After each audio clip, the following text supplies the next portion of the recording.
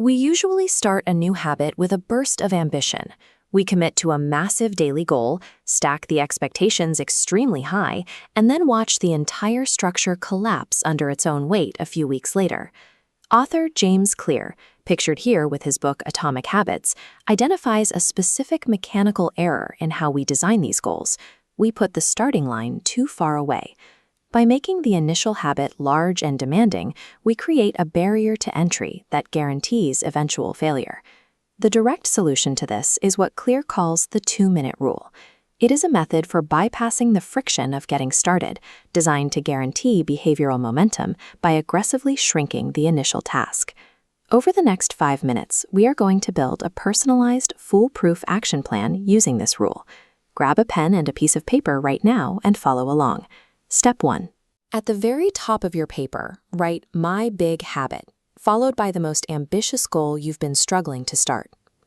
Having a large goal gives you a clear destination, but mathematically, expecting yourself to jump directly from 0 to a heavy daily workload is the least effective way for a beginner to actually start moving. Now, right beneath that, write the phrase My 2-minute starter. A starter action is the very first physical setup step required for your habit.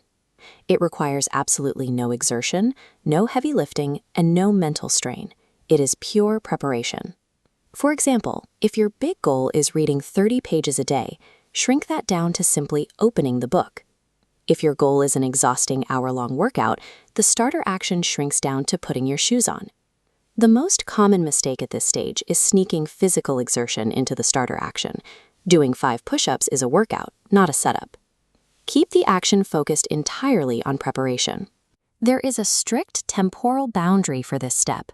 Physically completing your chosen action must take less than 120 seconds. To verify you've done this correctly, use the ridiculous rule. Look at what you wrote down. If the task doesn't feel ridiculously easy to complete, you need to shrink it further. Step 2 requires finding a trigger. A trigger is a reliable, pre-existing routine in your schedule that acts as the starting gun for your new 2-minute starter action. Write this formula on your paper. After I perform my existing habit, I will perform my 2-minute starter. Fill the blanks with your exact steps. Your existing habit must be an action you already complete every single day without fail. Brushing your teeth, making your morning tea, or locking your front door are excellent anchors. Avoid emotion-based triggers like when I feel motivated or when I have free time. Rely strictly on physical actions, like sitting at your desk. Finally, step 3. You must completely abandon the old way of measuring success. Hitting a massive word count or burning a specific number of calories doesn't matter right now. At the bottom of your page, draw a large, bold checkbox next to the phrase, I showed up. At this stage, you are not trying to build muscle or increase your intellect.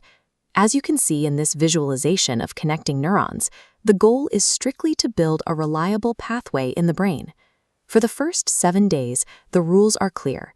If you put your shoes on, or if you simply open the book, you earn the right to check the box and claim victory for that day. The core philosophy presented here is simple. Once you master the art of consistently showing up, the actual execution of the habit becomes much easier. Look at your paper.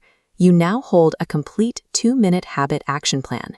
You have a clear long-term goal, a ridiculous starter step, and an undeniable trigger to initiate it. Take that piece of paper right now and place it exactly where your trigger occurs. Put it next to your coffee maker, on your desk, or wherever that existing daily action happens. Let go of the expectation that you need to run a marathon on day 1.